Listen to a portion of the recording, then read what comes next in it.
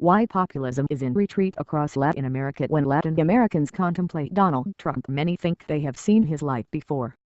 Only a few years ago, populist nationalists exercised voluble sway over the region's politics, from Venezuela's Hugo Chavez to Cristina Fernández in Argentina and Rafael Correa in Ecuador. Now Chavez is dead, Venezuela is in crisis. Ms. Fernández is out of power and faces corruption charges that may land her in jail. Mr. Correa has opted not to run for a fourth term next year. Bolivia's Evo Morales, who has populist tendencies, was defeated in a referendum this year that might have allowed him to remain in power until 2025. Even as populism is on the rise in Europe and the United States, it is in remission in Latin America. Why?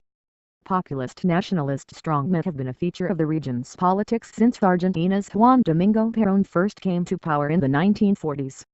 Some have been nominally of the left, others of the right.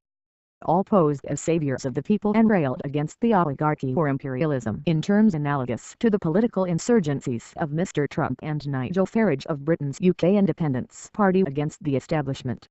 They tended to ignore checks and balances on their rule, and to blur the distinction between leader, party, government and state. Their emergence owed much to Latin America's extreme inequality of income and wealth, just as populism in the rich democracies has been stimulated by a rise in income inequality.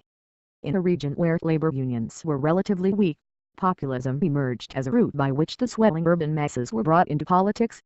To maintain their bond with the people, populists were often spendthrift. As inflation eroded wage increases, they did little or nothing to reduce income inequality in the long run.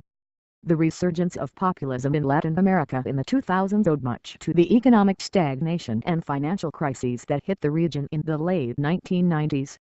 Chavez and his ilk were extraordinarily fortunate to be in office just as the great commodity boom driven by China's industrialization took off. With plenty of revenues to distribute, they were popular. Now the money has run out.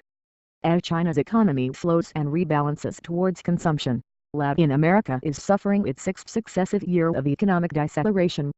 Because of the fiscal irresponsibility of their populist leaders, Venezuela, Argentina and Ecuador are all in recession. In several countries, corruption has added to the desire for political change. After a long period of domination by the left, both populist and social democratic, in South America, the pendulum has swung back to the center-right. New governments in Argentina, Brazil and Peru, for example, are keen on closer economic ties with the United States. For Latin America, the timing of Mr. Trump's victory could not be worse, at least if he implements his promise to retreat from trade agreements and impose protective tariffs. Populism has not disappeared altogether from Latin America.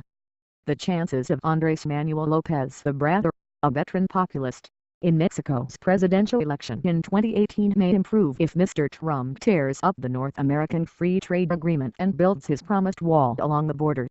But in many countries populism is on the wane. Liberal Democrats have a chance of keeping it that way, but only if they do the hard work of boosting productivity and competitiveness that is needed to restore faster economic growth and maintain social progress.